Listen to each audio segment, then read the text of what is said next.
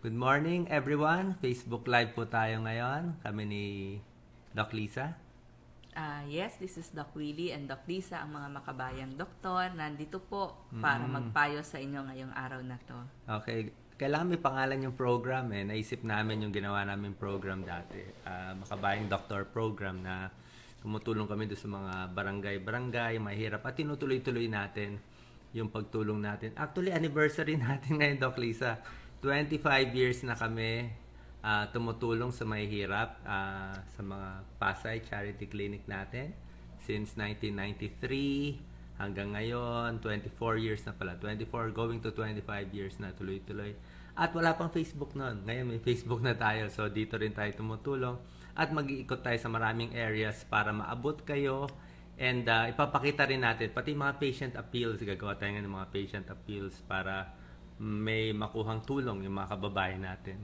Yes, at binabati ko po si Dr. Noemi Pestaño kasi nanonood po siya. Isa po siyang napakabait at napakagaling na doktor na nag-aalaga po sa napakaraming pasyente. Yes, sobrang bait yung doctor na si Dr. Noemi. Long time no see. Sa Manila Doctors Hospital po si Dr. Noemi Pestaño. Galing mo talaga mag-plug, no? Yan. Tulong natin. Mabait talaga mabait si yan. Dr. Noemi. Sabihin nyo nanood kayo Facebook Live, lilibre niya kayo. Kita nyo. Siya po ang doktor ng tatay ko. Sige, sabihin niya libre. So, ang topic natin ngayon, marami na kasi kami nag-guest ng mga OB gynecologists throughout the years at ay naaral natin yung mga tips nila. At one day, gusto nga natin sila ma-invite kung libre sila dito sa Facebook Live natin. At ang topic natin yung paano magbuntis, yung mga hindi makabuntis, yung mga basic tips lang. Tips sa buntis, meron din tayo mamaya tulog tips sa mga hindi makatulog. Ito kasi ang question ninyo sinusunod ko lahat ng mga question ninyo. Gusto magbuntis, infertility, yung iba naman ayaw magbuntis, di ba? Nakipag-sex ayaw magbuntis, pabaliktad. Pero meron din akong tips para sa inyo, pampatulog tips, high blood tips, at mga pagkaing pwedeng makaapekto sa tulog. Yes, Doc Lisa? Yes. First. Ang unang tatalakay natin ngayong araw na ito ay 10 foods for beautiful skin. Siguro ikot na tayo. 10 pagkain para magkaroon ng magandang kutis. Sige, ikot muna tayo. Kasama natin si Gina. Si Gina ang camera woman natin. Gina, kamusta? Hi tayo. Dami nanonood sa iyo. Yes, oo. So, ang hinihingi lang natin, baka pwede nyo i-share ang aming video. Kasi pag na-share nyo ang aming video, maraming makakanood ng ating video. Salamat po sa pag-share, pagkita, yung mga buntis, gusto magbuntis. Ito si Doc Lisa, kitang-kita, ready, prepared. Ito po mga pinahinanda namin ngayon, ha? Dito, ayan. Bagong ligo. Bagong ligo. So, yan ang mga pagkain. Ito para pampaganda, mamaya pampatulog. At nandito yung mga na-prepare namin props for you. Ito, meron tayong baby. Ang ganda ng baby, oh. Mukhang tunay yung baby. Parang may lipstick pa yung baby, ah. Ito yung mga foods natin. Ito, pampaganda rin mamaya. Meron tayong mga props dyan na hinanda para sa inyo. So, ilang araw namin piniprepare. Yan. Sige. Okay, Doc Lisa? Yes. 10 tips for mga pagkain pampaganda. Oo. Since kakain din naman tayo, pwede nating damihan itong mga pagkain ito para gumanda ang ating kutis. So, ano yung mga pagkain yon? Ang number 1 dyan, avocado. Ang avocado kasi, meron siyang vitamin B3 o yung tinatawag na niacin, mga anti-inflammatory to, no? So, yung mga mapupula, tsaka yung mga parang patsi-patsi dyan sa kutis ninyo, baka makatulong itong avocado. So, maganda po, vitamin B3 at ang avocado, Gina, andito ang ating avocado, yan, ay para sa vitamin B3, niacin, mas kakain tayo ng mas marami nito. Tsaka may mga good fatty acid siya, kaya maganda din siya para sa balat. Ang number 2 natin ay green tea. Ito po ang example ng green tea na nabili natin sa grocery. Ang green tea kasi meron siyang mga polyphenol. So, maaaring makaganda dun sa epidermis o yung pinakaibabaw ba ng ating balat.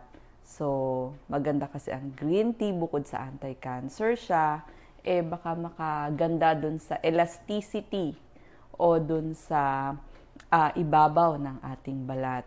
Ang ikatlo na magandang pagkain para sa ating kutis syempre, yung mga green leafy vegetable o yung ating mga talbos-talbos katulad ng kangkong, talbos ng kamote, pechay, spinach, yung mga ganon. Kasi maganda ang berdeng gulay para ma-flush out o mailabas yung mga toxins sa ating katawan. Kaya siya maganda. Ang ikaapat, kamatis.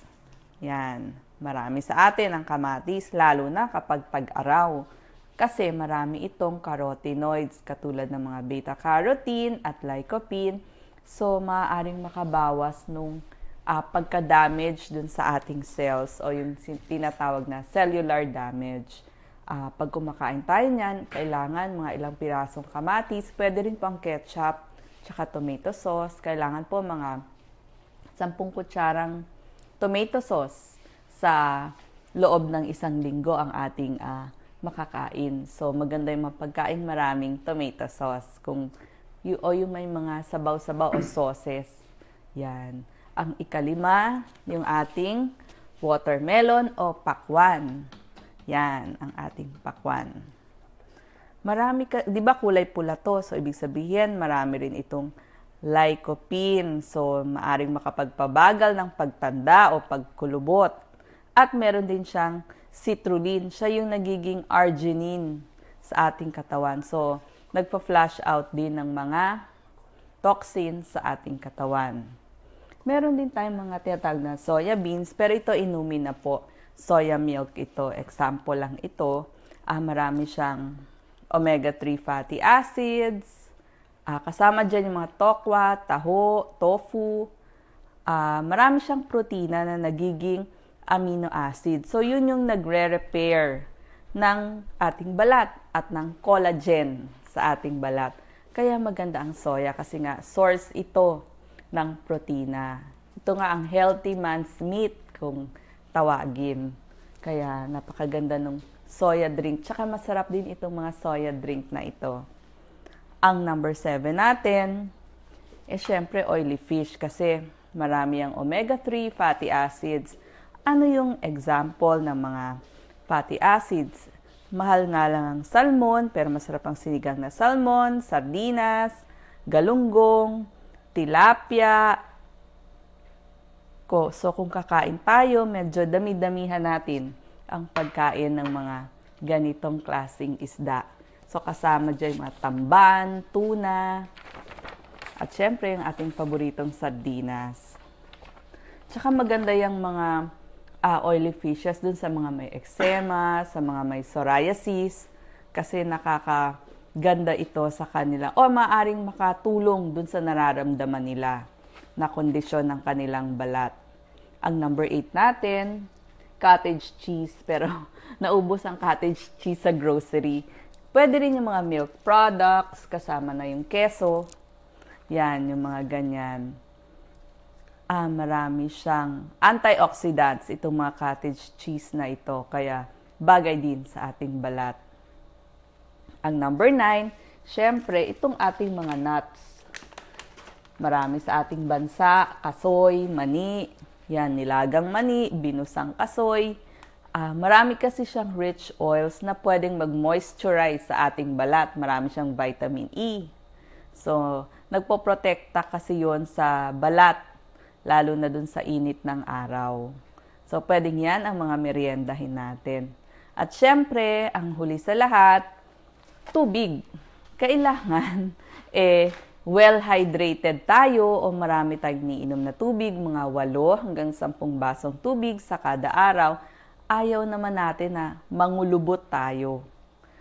Yan, syempre gusto natin tubig para rin mailabas yung mga toxins sa ating katawan. Ang other tips pa natin, gusto rin natin mag-exercise para sa magandang circulation sa katawan. Iwasan ang mainit na araw, lalo na yung alas 10 hanggang alas 3 ng hapon. At syempre, kung kaya, iwasan yung stress at makapagpahinga at matulog ng mahaba. Maganda yan para sa ating balat. O di ba pag maganda yung balat natin, mas confident tayo. Pero mas maganda din na maganda yung pangloob at panglabas natin. Yan. Okay, Doc Lisa, maganda ang panloob mo at panlabas. Smile mo lang, masaya na ako. Sana masaya din palo. Sige, pakita mo ng smile. Niloloko ako Nagpapatawa. Sige, on cam ka. Sorry ka. Hawak ko itong microphone. Asa rin natin si Doc Lisa. Marami nagtatanong, marunong ka daw ba magalit? Sige, magalit. May katarayan ng konti. Hindi, mabait yan. Hindi marunong magalit yan. Saan na ba tayo? Sa skin? Okay. Skin pa rin pala kami. Hindi, siguro ituro mo lang konti yung skin. Ano ba yung tinuturo mong collagen na kumukulubot? Konti lang, tapos ako na. Sige, oo. dito. Ito ang ating balat. Yung kaninang nabanggit natin, epidermis. Siya yung pinakaibabaw. Yan yung mga natutuklap at nagpapalit-palit. Itong ibabaw na ito ng ating balat. Epidermis yan. Kaya nga gusto rin natin lagi kayong naglo-lotion kasi diyan nakikita kung kulubot na kulubot. Tapos dito sa dermis, ito yung pangalawang layer. Yan, may pangalawang layer din ang ating balat. At ang ikatlo, nandyan na yung mga oils o yung subcutaneous layer. Yan, so 3 layer ang ating balat. Yes, okay. Maganda daw si Doktora. O, pasalamat ka kay Miss Castillo. Yan. Doc Lisa. Okay, so ayaw natin, araw, syempre, lalo na yung alas 10 hanggang mga alas 3, lalo na tayo, nasa tropical later, tayo. explain yan. Oo. Sa another tip natin later yan. Hindi ka daw marunong magalit, sabi ni ano. Magaling po tayong mag-sermon. No, hindi marunong mag-sermon. Minsan pag inis yan, namumula lang yung ilong. Pero hindi na aayos. So anyway, ito yung mga tips for the skin. Meron ako magandang tip pala sa inyo. Napakagandang tip. Ito yung tip kasi ang dami na namin naging guest sa aming mga radio program for 10 years. Sabi ni Dr. Winlove Mojica, isang dermatologist, sa kaibigan natin. Baka nanonood siya or manonood siya. Sabi ni Winlove, itong balat daw natin, parang may icing. Mga babae, mga lalaki. Parang may icing daw. Ang icing, parang may covering daw pala yan. Meron daw parang naka-cover dyan dito konti. Kaya ayaw niya na masyadong magkukuskus. Ayaw niya masyadong maliligo ng matagal, kuskus ka ng kuskus, kasi matatanggal mo yung icing mo eh. Hahawakan niyo yung balat niyo, parang malambot, di ba? May icing siya. So pag kuskus ka ng kuskus, mawawala yung pinaka-layer niya, may expose siya. Pag na-expose yung balat mo na very dry, konting kalmot lang, pasok na yung bakterya, tigyawat na, pigsa na, pulan na. Diba? Kaya maganda lagi may moisturizer, wag tatanggalin yung icing. Parang icing ng cake, wag tatanggalin para laging malambot at makinis ang balat. Oo. Tama ba? Alam ko marami sa atin mahilig maghilod. Kung pwede nating iwas-iwasan yung paghihilod, lalo na nung bato. Mahilig tayo sa batong panghilod. Kung kaya nating wag gamitin yon, wag na lang. Doc Lisa, ibebenta kita ngayon. Ito, hindi siya naghihilod si Doc Lisa. Tsaka pag naligo si Doc Lisa, minsan mabilis. Sabi ni Dr. Catigo, ang ligo daw dapat 7 minutes lang kasi sobrang babad sa tubig. Lalo daw papan. Si Doc Lisa, minsan nagbibihis pa lang ako tapos na siya maligo. 3 minutes lang tapos na. Sabi ko, naligo ka ba? Parang ang bilis. Pero anyway, makinis naman at wala naman siyang problema. Yes. At yan din ang bilin sa atin ni Dr. Francisca Roa tungkol sa paliligo. Maikli lang daw talaga. Binibilisan mo lang yung ligo mo. Anyway, ang next topic natin, ang gusto ng mga ating nakikinig, kasi uso-uso ngayon yung health education, tsaka parang sex education, pero simple lang, hindi naman talagang very, nahulog. Tabi muna natin, isang board doon. So, ito po yung female reproductive organ. Pakita natin, Doc Lisa. Baka yung iba hindi kasi alam eh. Ito yung mattress ng babae. This is the mattress. Yan, mattress. Ang dami nating watchers. Maraming salamat po. Kamusta sa inyo? Salamat sa pag-share. So, ito po yung mga organs na nasa loob ng katawan ng babae. Baka hindi ninyo lang alam. Dito yan, mahawakan nyo yan sa puson. Kung lalo na sa mga buntis, mahawakan. Ito yung mattress, muscular, ha? Yung bata dito lumalaki yung bata, ha? Tapos, ito may labasan yan. Ito yung tinatawag na vagina or puerta. Hindi lang pinakita dito, empty space na to. Ito, hindi na pinakita dito sa labas. Pero nandito yung puerta ng babae, dito yung sa puwet niya, tapos dito yan, ha? So, dito lumalabas yung regla, ha? Pag mga nire-regla, dito rin, ha? So, every 28 days, napupuno ng lining to, kumakapal. Tapos, pag hindi nabuntis, lalabas yan. Okay? Tapos, pakita natin yung parts ng mga kababaihan sa mga hindi may alam. Ito po, ginagawa namin pwede sa lahat, ha? Rated PG. Hindi natin ginagawang rated R. Ito yung side view ng babae, ha? Side view, ito yung harap. Ito yung puson, tiyan. Ito yung puwet, ha? Ito yung buto sa likod. Itong buto sa likod. Ito, ganda ng buto sa likod. Yan, sa spine, mga nagbaback pain. Tapos sa kababaihan, kakaibang ang parts. Meron silang tatlong opening, tatlong butas sa babae. 3 eh. Meron sa harap, meron sa gitna. Pwede ka manood, Gina. Pwede, meron sa likod. Ang nasa likod, muna unahin natin, yan ang sa puwet. Dito lumalabas ang dumi. Yan, ha? Ito, rectum yan.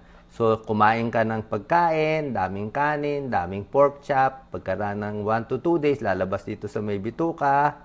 Dito lalabas sa dumi. Ha? Ito yung labasan sa puwet. Ito yung almoranas. Dito rin nagkaka-almoranas. Yung mga may dumudugo sa puwet, almoranas. Okay, tandaan nyo, itong butas dito, sa dumi yan. So, nandyan yung mga bakterya, kailangan maghuhugas lagi. Dito naman sa pinakaharap ng kababaihan, meron pa sila isang opening. Sa harap ng puwerta, ito, may isang butas niyang maliit, tawag dyan urethra. Nakakonect sa pantog. Ito ang pantog, ha?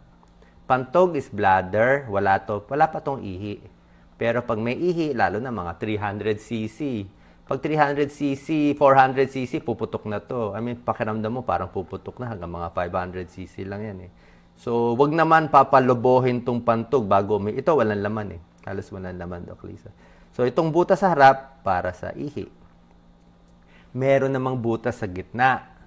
Okay? Ito yung puwerta ng babae, ito sa harap. Ito yung sa gitna. Para alam nyo yung parts ninyo, ha, sa mga kababaihan. Dito yung puwerta, which is the vagina. Okay? Ito naman, konektado sa mattress ninyo. Uterus. Okay? Dito lumalabas yung regla. Dito lumalabas yung bata, kung buntis. Dito rin ang pasukan ng pag nagtatalik ang lalaki at babae. Okay? Ito yung ginawa ng Diyos na daanan para magtalik yung lalaki at babae dito sa gitna. Hindi, siyempre, hindi sa harap, hindi sa likod, dito sa gitna. Ha? So, ito yung vagina. So, pag nagtalik ang lalaki at ang babae, ganito nangyayari, ha? Let's say, nagtalik. So, yung lalaki, meron siyang ari, dito pumapasok. Okay? So, minsan pumapasok hanggang dito. Let's say, nandito. Tapos, after some time, yung lalaki maglalabas ng semilya. Diba? Maglalabas siya ng mga semilya, ng semen, yung kulay puti. So, pag lumabas yon, dito lalabas dapat. Dito lalabas, banda rito. Malapit sa matres. Malapit sa matres. Doon sa semilya ng lalaki, maraming sperm cells yun. Yung parang lumalangoy, marami yung sperm, aabot ng mga more than 15 million. So, ito mas magandang picture. Dito yung pag nagtatalik, dito yung ari ng lalaki, then lalabas yung semilya. Mas maganda yung semilya, syempre mas malapit dito sa cervix, dito sa matres. Kung gusto niyo magbuntis, kailangan mas malapit.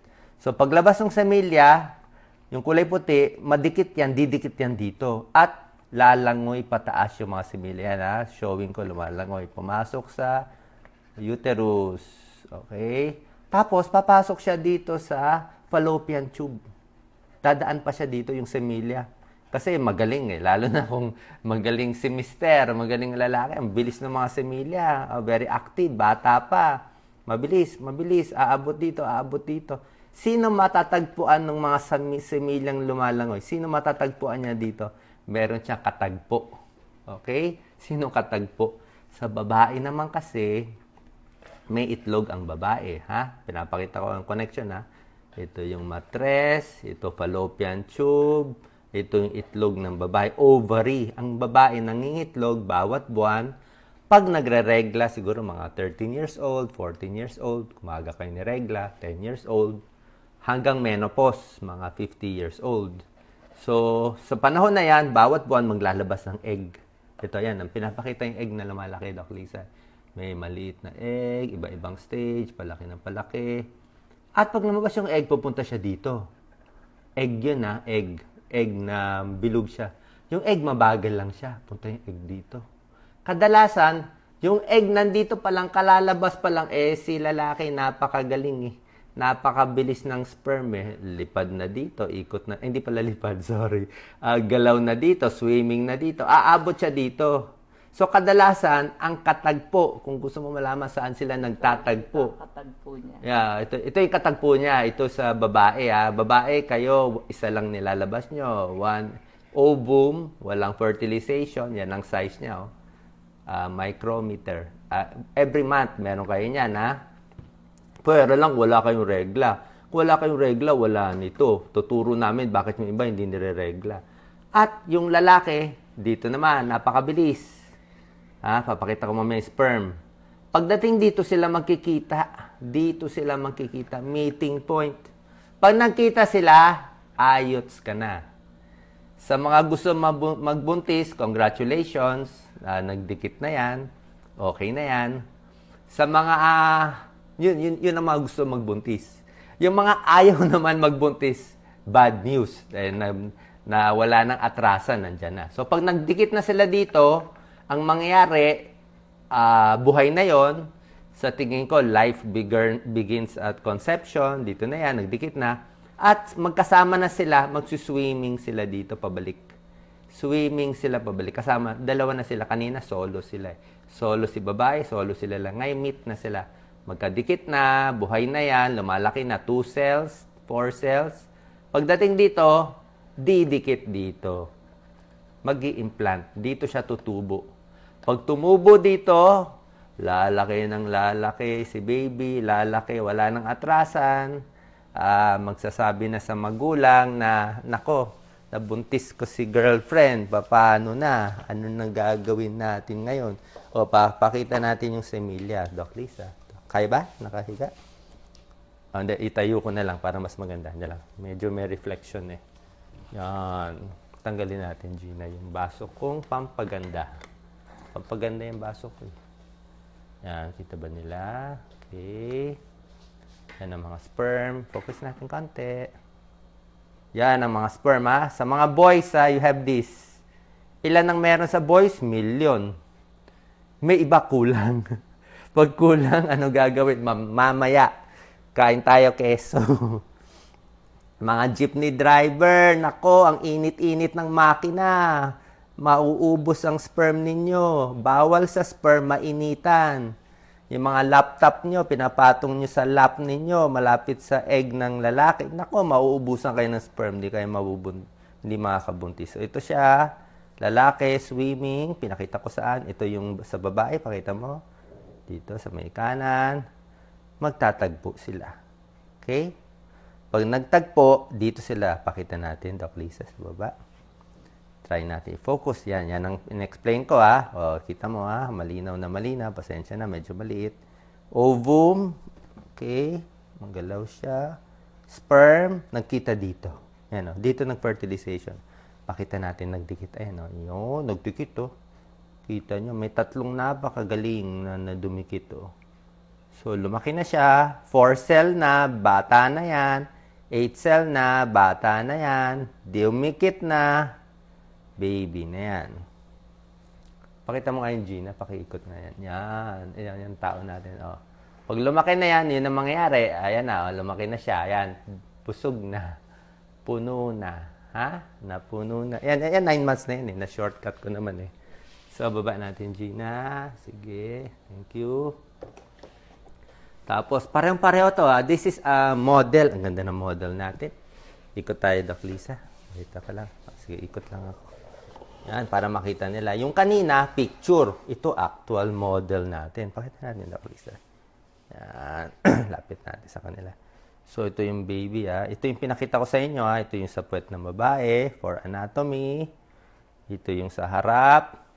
Sabi ko, 3 butas sa babae. Ito yung sa may puwet, ha. Yan, nalabasan ng dumi. Yan. Ang ganda ng model natin, eh. Okay. Yung nasa gitna, ito yung vagina, ha. Dito pang nagsisex. Tapos, ang mattress na maliit kanina na parang triangle, hindi na siya triangle, sambuo na. Kita mo, lumobo. Tapos yung pag-ihi, dito sa harap ng pag-ihi, ito, tinuturo ko. Yan na, yan yung urine, ihi. Ito ang pantog, ang liit ng pantog. Lisa, na-collapse. Mga buntis, di ba? Laging binabalisaw-saw. Bakit parang lagi kayo inipit ni baby ang pantog mo. Inipit ni baby. Okay, ito si baby. Ganda. Ito, buto yan, buto. Pwede nyo kapain dito sa harap ninyo, ha? Sa may pubis, may buto kayo dyan. Tapos, tanggalin natin si baby. Cute nitong baby. Cord coil. Yun, nilabas nyo. Dito lalabas si baby, yan, si baby. Meron siyang umbilical cord, Doc Lisa. Kita mo, actually, mali itong umbilical cord, nasa leeg, eh. Hindi maganda yan, pumulupot sa leeg, eh.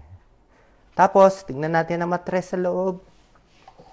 Merong bahay bata, placenta. Oh.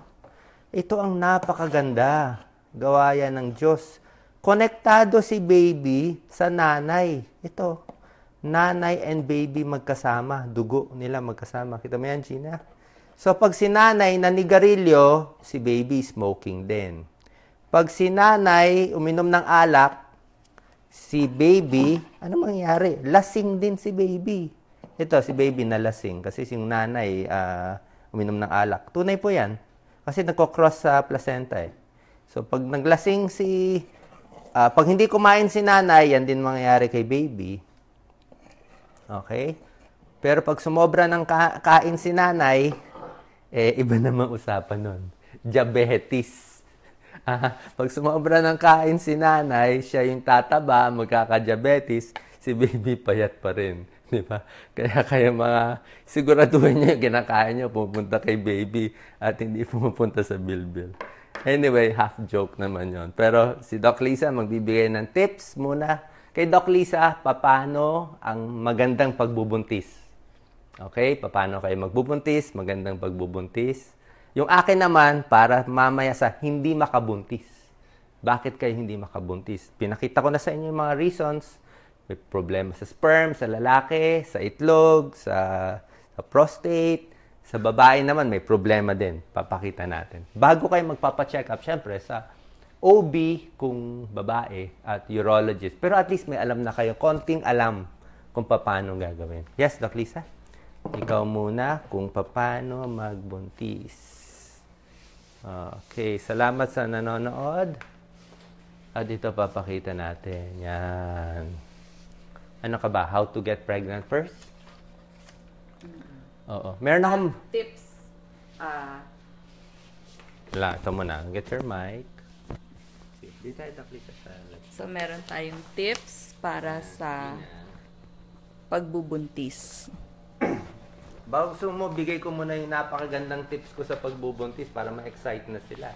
Pwede din. Pag kinuwento ko to, tataas yung views natin, magiging 10,000 views tayo. Salamat sa 9,000 na nanonood. Malakas po yan for FB Live.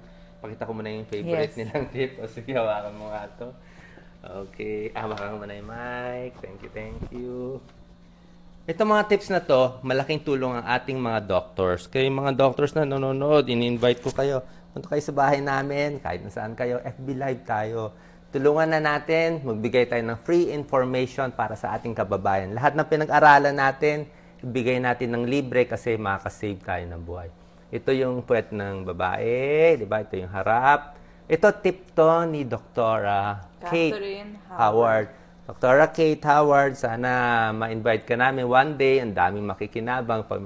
So, ang tip ni Dr. Kate Howard, para daw mabuntis ang babae. So, ito yung vagina. Pakita mo, Gina. Ito, focus tayo. Ito yung vagina ng babae. Dito lumalabas yung semilya. Para daw magbuntis, una-una, dapat nakahiga yung babae. Yan, ha? Nakahiga. Hindi ibig sabihin pag nakatayo, hindi mabubuntis, mali po yun. Pag nakatayo, maliit ang chance mabuntis kasi baka tumulo yung semilya palabas eh. Pero, madikit yun eh. Baka umakyat pa rin eh. Hindi mo masabi eh. Hindi mo masabi. So, sabi ni Dr. Kate, kailangan nakahiga. Yan na, nakahiga yung babae. Puwet. Tapos, so nagtatalik, di ba? Dito pumapasok. Dapat una-una yung ari ng lalaki, medyo malalim. Ha?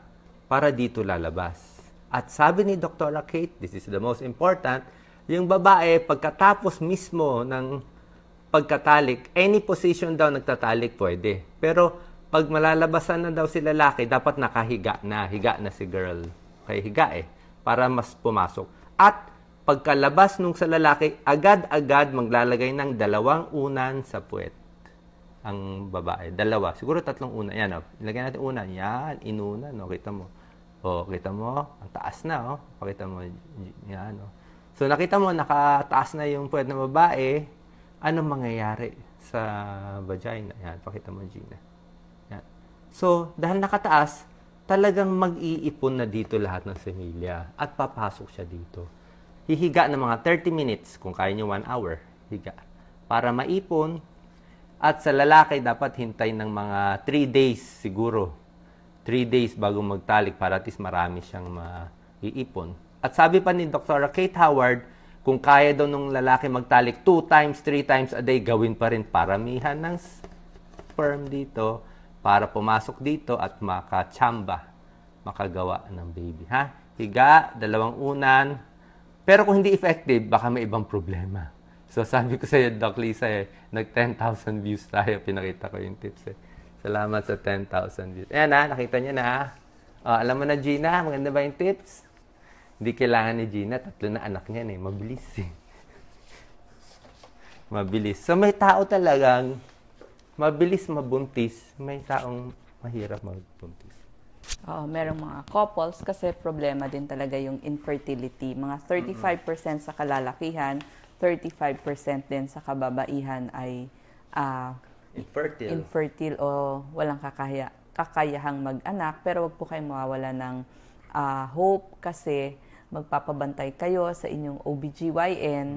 Alam nyo, nakakatulong ang ultrasound kasi babantayan ng inyong OBGYN pag nangingitlog na or ovulation na. Tapos, papauwiin na kayo ng bahay. So, yun lang naman ang aabangan lagi, yung ovulation day. So, yun yung mga tips ni Dr. Catherine Howard. Siguro si Dr. Catherine Howard, lagi siya nag-guest sa atin. 4 times, 5 times Yes. na. Daming oras binibigay niya. Nasa hospital na Cardinal Santos Medical Center. nasa Sa may Cardinal San Santos. Juan po siya. Napakabait na OB. Yes, may Green Hills. Yes. Okay. So, ang topic natin, paano magkaroon ng healthy pregnancy? So, meron tayong mga ilang tips. Ang mga high risk o delikado ang pagbubuntis, yung mga unang baby, unang beses pa lang magbubuntis, at yung ikalima at pataas na. So, marami na silang naibuntis. So, high risk na yon o medyo nanganganib na.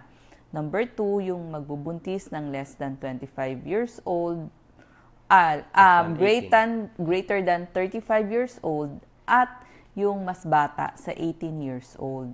So, yung mga teenage pregnancy, high risk yan. Tapos kung 35 and above na rin kayo, medyo high risk na ang inyong pagbubuntis at yung mga may high blood o diabetes. Yes, nililinaw ko lang, Doc Lisa. Itong sinasabi nating high risk, hindi naman ibig sabihin huwag magbuntis. Pwede naman kayo magbuntis. Wala nang problema. Mas babantayan lang. Kahit above 35 ka o 40 kung kaya pa. Pero yung 18 and below kasi hindi pa ready yung katawan ng babae. Hindi pa ready. Hindi pa formed eh. Hindi pa siya formed. Baka nagda-diet pa. Diba? Hindi pa nagpapa-check up. Above 35, pwede pa rin. Pero alam niya ng OB ninyo, mas high risk. Ibig sabihin, mas babantayan. Mas titingnan yung baby, baka magkaroon ng komplikasyon. Lalo na yung mga may high blood and diabetes. Aware lang kayo na kung gusto niyo magbuntis, siguro mga between 25 to 35, yan ang pinakamagandang oras. At maghihintay sana every 3 years bago magbubuntis. Huwag yung taon-taon. Kasi number 3 na yun eh. Okay. So, 1, 2, 3 tayo eh. space your pregnancy. Yan, sobrahan ko na. Umpisahan ko na yung number 3. So, i-space natin yung pregnancy kasi papakita natin si baby. Yan, pakita ko lang dito. Okay, ha? So, kaya natin pinapa-space. Tuloy ko lang, Doc Lisa, yung train of thought ko. Kasi, itong si baby, napaka-bait niya, napaka-cute siya. Ang problema lang kay baby ito, lahat ng pagkain niya, lahat ng calcium niya, lahat ng kailangan niya, kukunin niya kay mami. Kaya pag nagbuntis ng taon-taon, ay baka masira na ang buto ni mami. Diba? Saan kukunin ni baby yung mga calcium niya? Ay syempre, kukunin na niya sa buto ng mami. So, yung dugo, saan kukunin? Magiging anemic na eh. So, kukunin niya yung kailangan niyang pagkain. Pag hindi kumakain yung nanay, hindi masustansya, kulang sa vitamina, kawawa rin si baby. Magiging maliit. Yun lang ang reason. Yes. Ayun yung number 3 tip natin. Yung pagitan sana ng pagbubuntis kada 3 taon para makarecover yung nanay at maalagaan din mabuti si baby.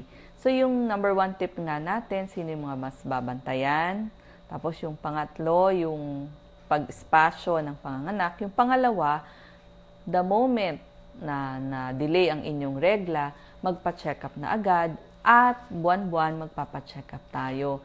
Huwag yung kung kailan na lang manganganak, doon lang magpapa-check up, lalo na yung mga batang ina, huwag nating gagawin yan.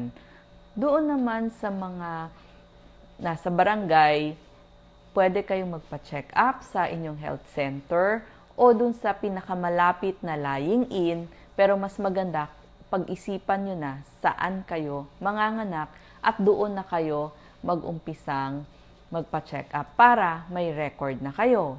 So, kung taga-Pasay kayo, kung gusto nyo sa San Juan de Dios Hospital kayo, kung kayo ay nasa Quezon City, magaling po ang East Avenue Medical Center sa panganganak. Lahat din ng lying-in. So, kailangan pag-isipan nyo na at magsimula na tayong magpa-check up para kung may problema ay nabibigyan na ng pansin tulad ng blood pressure, sugar, at ang pagtaba.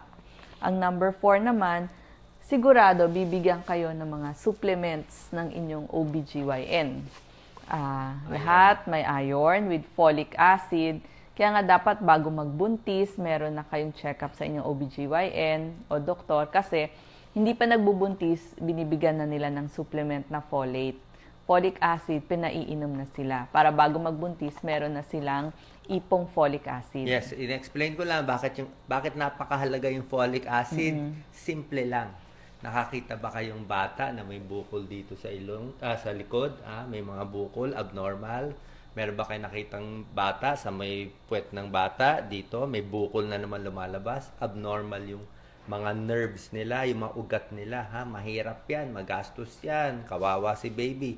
Kung ayaw maging abnormal yung brain, yung mga bukol, hindi lumabas, ferrous sulfate with folic acid ang iinumin.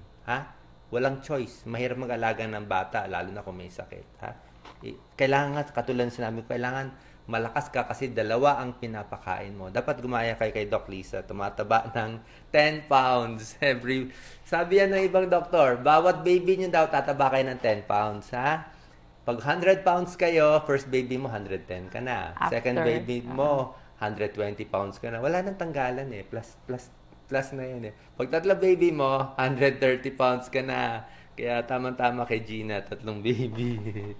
Pero ang tunay na weight gain na dapat normal weight gain habang nagbubuntis, 25 to 35 pounds lang. Yung naiwang mga 10, nasa sa inyo na kung tatanggalin nyo o hindi. Hindi na matatanggal. Mahirap magpapayat eh. Oo, syempre, mas umiidad eh. Padagdag ng padagdag. Para si Doc Lisa, yung 120 pounds na. Yung number 4 natin, kaya kailangan ng prenatal check-up kasi ibibigay yung mga bakuna at yung mga multivitamins. So, itanong sa inyong doktor ano yung mga multivitamins para sa buntis. Kasama dyan folic acid, iron, calcium, vitamin B, at Number 5 na tip natin, dapat kumakain kayo ng maraming prutas, gulay, gatas, yogurt, mga cereal. Pag buntis, kailangan natin yung mga fortified din na cereals. Gaya nito, ang mga example, dinagdagan siya ng calcium, dinagdagan ng folate, kasi nga, kailangan natin to. Yung milk, maganda rin. Oo. Yung mga milk, kailangan din sana ng ating mga nanay para dun sa calcium. Ang number 6, sana din, iwas stress at puyat, matulog ng matagal. Mas gusto natin tagilid sa kaliwa para sa magandang sirkulasyon. Number 7, iwas alak, sigarilyo, sobrang mga caffeine, tsaka matatamis na inumin. Kasi lahat yan napupunta sa nanay at dun din sa baby. Ayaw naman natin na magkaroon ng mga problema sa pagbubuntis. Ilinaw ko lang, bakit kaliwa ang higa ng buntis? Kasi to si baby, sobra siya laki. Pag sa kanan, hindi maganda, mas maiipit daw yung inferior vena cava, yung malaking vein natin dyan sa tiyan. Pwedeng maipit, pag naipit, magkukulang ang dugo sa katawan natin, baka bumaba yung blood pressure ninyo. Kaya pinakamaganda sa buntis, kaliwa. Yun kasi ang anatomy, yun yung pinaka-anatomy, mas bagay sa kaliwa. Kasi alam ko marami nagtatalo, kaliwa, kanan. Pag sa buntis, left lateral. Okay. Wag patihaya, maipit. Mabigat Number 8, mag-exercise pa rin tayo katulad ng paglalakad. Pwede din na yung mild yoga. Wag muna yung heavy sports at exercises. Ang number 10, maraming mga sintomas ang pagbubuntis katulad ng pagsusuka, pagtatibi o yung pagkagusto sa isang pagkain. Tignan lang natin kung medyo nagsusuka, di soft foods muna na small frequent feedings ang gagawin natin. Sa nagtitibi, didamihan natin yung gulay at prutas kasi nga maiipit yung inyong rectum. Kailangan mas malambot yung inyong idudumi para hindi magkaroon ng almoranas. Tapos yung pagkagusto sa isang pagkain, yung normal na pagkain naman sana yung magustuhan nyo. Huwag yung kakaiba kasi baka hindi tama yung inyong kinakain. Yung iba kumakain na hilaw na bigas. Oo, huwag naman. Sana yung normal food yung magustuhan ninyo. Ang number 10 natin. Pwede nyo i-post ko anong pinaglihihan ninyo. Okay? Salamat din sa pag-share nitong video para makatulong sa mga nabuntis, gusto magbuntis, at mamaya yung mga hindi mabuntis. Pag ganitong months kasi marami ng mga pregnant kasi marami tayong kasala nung December.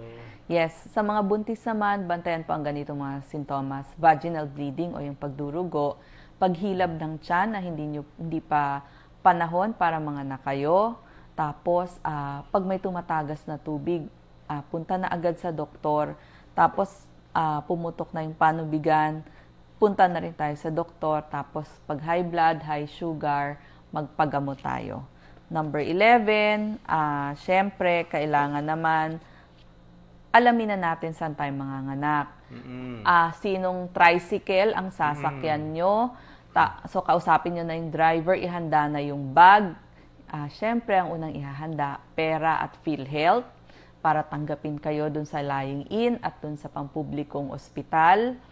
Tapos, yung sino ang isasama o tatawaging kapitbahay, nandun na rin. Pag-isipan na sa ang ospital, lying-in, manganganak. Number 1, yung pera. Oo. Tapos, sinong OBGYN ang mag-aalaga sa inyo? Kaya sabi ko nga, magsimula ng magpa-prenatal check-up. Okay. So, napakahalaga. Maganda talaga, libre yung gamutan sana natin. Kasi pag kulang ang budget, alam niyo naman mga nangyari, baka mahingian kayo ng deposit, tapos hindi pa makapasok sa ospital, palakasan pa yung pagpasok, kawawa naman. So, dapat ready na kayo, at least meron tayong budget, sigurado tayo na a-admitin tayo doon sa ospital na yan. May record kayo. Yan talaga yung pinaglalaban natin. Dapat naman yung mga mahihirap, makapasok sa ospital, hindi yung pagdating mo doon ay deposit muna. Diba? Mamamatay na yung patient, deposit muna. Mamaya hindi na sa ospital papasok, doon na sa sementeryo. So, dapat gamutan muna.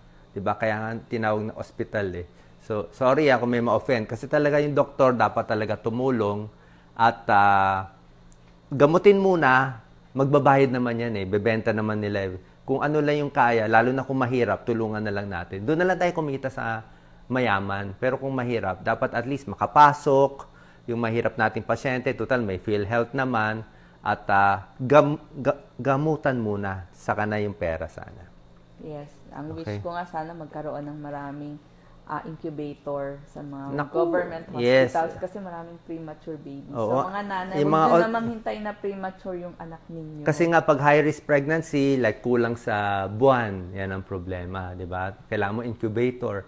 Ang incubator, 1 million or 1.5 million yung makina. Ang daming government hospitals natin, kulang sa incubator, walang incubator. Kaya sasabihin, hindi kayo ma-admit dito, lipat sa kabila. Pag lipat sa kabila, wala, kakalipat.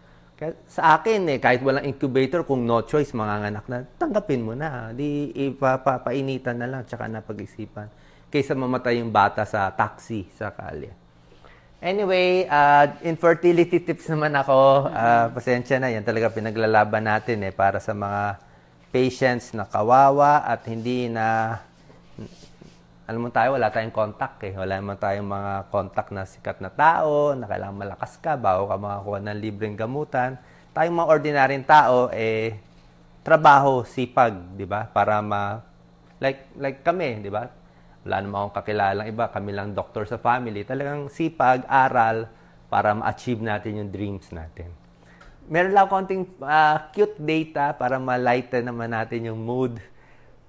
Nagtataka ba kayo bakit maraming may birthday? Kayong mga kapwa ko birthday, October ako October 24. Ba't maraming may birthday sa October, September, or November? Kasi maraming baby na nagagawa sa December tsaka sa January. Ano yan worldwide studies. Maraming may birthday na September, October, November. Mag-share kayo, mag-comment kayo kung yan ang birthday ninyo. Kasi nga, bakit nga Doc Lisa? Maraming nakikipagtalik dahil December, malamig ang panahon. Maraming kasalan. Maraming kasalan, di ba? December. Dati hindi gano yung June bride, December sa atin madami. Maraming December. Ang bilis naman, December agad gagawa ng baby. Baka hindi pa nila alam yung technique na paghiga gagawa na agad ng baby. So yan, kaya marami tayong kapwa, Libra, Scorpio, and Okay, ito naman para sa hindi mabuntis. Yan Ito kasi ang dami niyong questions. Bakit hindi mabuntis? Sa mga babae, ito yung mga causes na hindi mabuntis. Doc Lisa, pakita natin itong board natin. Yan, ang mga common causes na hindi mabuntis ang babae. Okay, dito pala sa Yan ang isang cause. Yan. Adhesions, pinapakita natin sa book. Yan. Okay, sorry ililinaw lang natin. Sorry, baka mahilo sila. PCOS, polycystic ovary disease. Ito, pakita natin yung PCOS sa kaliwa. Ito. So, kailangan magpapacheck kayo sa OB. Sabihin maraming cyst, polycystic ovary syndrome, nagiging irregular yung menses ng babae. Ito, pinapakita natin, Doc Lisa, So, PCOS ang tawag natin dyan. Ang name natin, minsan binibigyan siya ng mga metformin at nagiging abnormal nga yung sa baby. So, papacheck tayo sa isang OB na doktor. Pangalawang cause, ito mga pelvic adhesions Ito, kadalasan to kung mga merong sexually transmitted disease, nagkakaroon ng scar. Baka dati kayo may opera, Dating naoperahan sa ovary, lalo na yung natanggal yung ovary. O merong mga sexually transmitted disease, may tulo, gonorrhea. Pag may gonorrhea kasi, ito yung matres, papasok yung infection, mamamaga, ito, magkaka-infection yung fallopian tube. Pag sumikip tong fallopian tube, tapos na usapan, hindi na makakapasok yung sperm. Magiging baog na yung babae, May blockage. Tapos yung iba naman, may myoma. Mga may myoma, minsan hirap din sila mabuntis. Kita man, daming myoma, May myoma. Pag nandito sa loob ang myoma, magdurugo yan. So, kailangan makita kayo ng inyong OB para malaman ko anong gagawin. At isang cause pa ay endometriosis. Isa tong sakit, nagkakaroon ng mga ito parang mga itim-itim sa katawan. So, para mabuntis sa mga girls, ay dapat healthy weight, number 1. Healthy yung timbang. Pangalawa, iwas sa sexually transmitted disease. Isang partner lang, wag palit-palit ng partner. 'Diba? Pwede gumamit ng condoms para hindi mahawa, pero nililinaw ko ang condom, makaka-protect lang siya dito lang, pag dito galing yung infection, sexually transmitted disease. Pero kung naghalikan kayo, ginamit bibig, magkaka-sexually transmitted disease pa rin. Magkaka-infection ka pa rin sa bibig o sa ibang parte. So, ito lang na pro-protect. So, hindi siya 100%. Tsaka yung condom, ginagamit the whole time. Healthy diet, ang pinakamaganda. Regular checkup. Ito po ang napakagandang tip sa kababaihan. Isang cause, Doc Lisa, ng infertility. Hindi naman siya proven, pero meron mga studies. Yung pag na night shift, yung mga night shift workers, mga call centers, nakita nila higher risk sila for infertility, yung mga night shift workers. Naapektuhan kasi yung hormones ng mga babae. Siyempre, pag night shift ka, kulang tulog mo. Pag kulang tulog mo, magloloko-regla mo Pag nagloko-regla mo, hindi lalabas yung ovum, yung egg cell, hindi ka mabubuntis. Stress pa, ha? So, night shift workers, kung gusto nyo mabuntis, baka mag-morning shift na lang tayo. Stress, pag sobra kang stress, dami mo iniisip, hindi rin okay. Sigarilyo, ha? Sigarilyo, nakakasira sa mga arteries, sa veins, sa ugat, hindi rin gaganda yung daloy. Alak, ang pag-inom ng alak, ha? Inom kayo na inom ng alak, gusto naman magbuntis, paano mabubuntis? Magloloko yung paglabas ng egg cell. Ovulation, kung 28 days ka, inom ka na inom ng alak, sira na. Ito kakaiba. May pag-aaral, hindi pa ganun ka-clear, pero ang pag-inom ng caffeine, siguro mga 4 cups a day, may pag-aaral na nagsasabi na pwedeng maka-apekto sa pagbubuntis. Kaya ang sabi ng mga experts, limit yung pag-inom ng kape to 1 cup a day lang. Kung gusto niyo magbuntis, 1 cup a day lang. Kung 4 na cup, tapos ang tapang-tapang pa ng kape, baka hindi kayo mabuntis. At ito pa sa mga kababaihan. Yung mga atleta, yung mga nag-exercise, alam to ng mga athletes, nag-lecture ako. Na-invite tayo, di ba, Doc Lisa, sa Philippine Sports Commission. Nag-lecture kami doon sa mga athletes natin sa Philippines. Nag-lecture tayo. Ang isang pinaka-common problem nila ng mga atleta, walang menses. Nagiging irregular yung mens, wala yung mens. Di ba, Doc Lisa? Yun ang main problem nila Bakit nagloloko yung sa menses? Kasi, yan, okay. Bakit nagloloko yung sa menses? Okay, anahin natin, Doc Lisa. Sige, okay. Nice lang natin yung focus. Yan, dito tayo. So, yun ang mga tips natin. Vigorous physical activity, konting iwas. Iwas din tayo sa mga toxins. Okay, sige. Tapos, itong mga gagawin natin. So, yan ang ingatan natin pag sa babae. Tapos, pag sa lalaki naman, iba naman ang babantayan natin. Ito naman, Doc Lisa. Pakita natin sa mga boys kung ano ang babantayan. Ako na lang, Doc Lisa. Ayusin niyo muna. Okay, sa mga kalalakihan naman, ito mga babantayan natin, Meron tayong cryptocord kay Decent. Ikaw na lang, Gina. Itabi mo na lang. Okay. Tapos, yung ibang lalaki, may problem sa pituitary. Okay.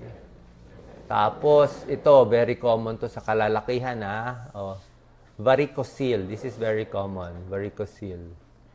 Pag hinawakan mo yung itlog ng lalaki, parang meron siyang parang bag of worms yan Kaya pwede nyo kapain kayo mga lalaki dyan nanonood. Basta walang tao at kayo mag-isa yan. Merong mga dilated, tortuous, varicose veins dito sa spermatic cord. Hindi rin sila nagbubuntis. Kasi yan, abnormal yan Dapat wala yan Anong cause? Minsan ganun Obstruction, may barado. Baka nagkaroon ng prostatitis, nagkakabara din dito. So, ito yung mga cause sa mga lalaki. Kaya magpapacheck tayo sa isang urologist. Mga lalaki, urologist. Sa mga babae, pinakita natin kanina, sa OB-GYN. Papacheck tayo. Okay. Ito, oh my God daw, kaya hindi siya nabuntis kasi inom na alak. Correct. Inom na alak. Ito naman tips ko sa mga kalalakihan. Repeat ko lang sa babae Night shift. Baka pwedeng morning shift. Stress, bawas, Partner, isa lang, wag halo-halo. Hindi malalaman sino tatay ni baby. Magugulo, magpapa-DNA test pa tayo. Smoking, bawal. Hindi ka mabubuntis. Alcohol, bawas. Kape, isa lang. Kung gusto mo, wag na magkape. Mga atleta, sobrang vigorous activity, nagugulo yung hormones eh. Hindi kayo nag-ovulate at yung progesterone bumababa. Yun yung progesterone kailangan niya sa pagbubuntis. At mga toxins din daw. Mga hair dye, mga nagpapaday, mga ganyan. Konting iwas. Konting iwas tayo. Sa mga kalalakihan, at tips pa pala, have sex regularly. Gusto niyo magbuntis. Magse-sex na malapit sa ovulation, ibig sabihin yung 14 days sa gitna, kung 28 days sa may gitna, matutulungan kayo ng OB ninyo, at merong mga kits malalaman kung kailan nangitlog yung babae. Si Dr. Kate Howard nga, sabi nga niya sa mga pasyente niya, pag nangitlog na sila, nag-positive sa ovulation test, kahit si mister nasa trabaho, hoy, uwi ka dito, umabsent ka na, kasi within 24 hours, inahabol nila Maintain a normal weight, tamang timbang. Sa mga kalalakihan, ito naman ang problema. Yun na nga, varicocele, huwag magpapa-expose masyado sa x-ray, mga x-ray tech, baka maubusan ng sperm. Huwag magpapasauna, ang sarap magpasauna, di ba? Pag nagpasauna, nagpa-hot shower, ginawa ng Diyos na nakalabas ang itlog ng lalaki sa katawan. Nakalabas yan Bakit? Para malamig. Ang katawan natin, 37 degrees. Pag yung itlog ng kalalakihan pumasok sa katawan, pinainit mo 37, patay ang sperm. Kaya ginawa ng Diyos, nakalabas siya, nakalawit. Kaya malamig. Ayaw mo iinitan yung egg ng lalaki, yung itlog. Kaya bawal sa mga jeepney driver na nakainit, naka-laptop, hot tub, sauna, painit kayo ng painit, sige, pwedeng mabaog. Siyempre, mga drugs, bawal, alcohol, smoking, stress. At yun na nga, magpapakita tayo sa ating urologist para maayos. Meron din mga pagkain, may tulong sa sperm, sabi nila, yung mga zinc, katulad ng cheese, may tulong. Okay? I think natapos na ating first part, pero magkakaroon tayo ng second part. Sa second part ko na siguro ito pakita, Doc Lisa, no? Well, what do you think? Second part ko na. So, anyway, natapos na ating first part. Punong-puno na. Lampas na kasi 1 hour. So, in 2 minutes, babalik kami. Pag-usapan namin about konting pregnancy tips tulad nito. Konting tulog tips sa hindi makatulog. Tsaka konting high blood tips. Salamat po sa pag-share. Kakat namin tong part 1. Abangan in 2 minutes. Lalabas ang part 2 ng FB Live, Doc Willie, Doc Lisa. Ang ating tinawag nating Makabayan Doctor Program. Para po sa inyo. God bless po.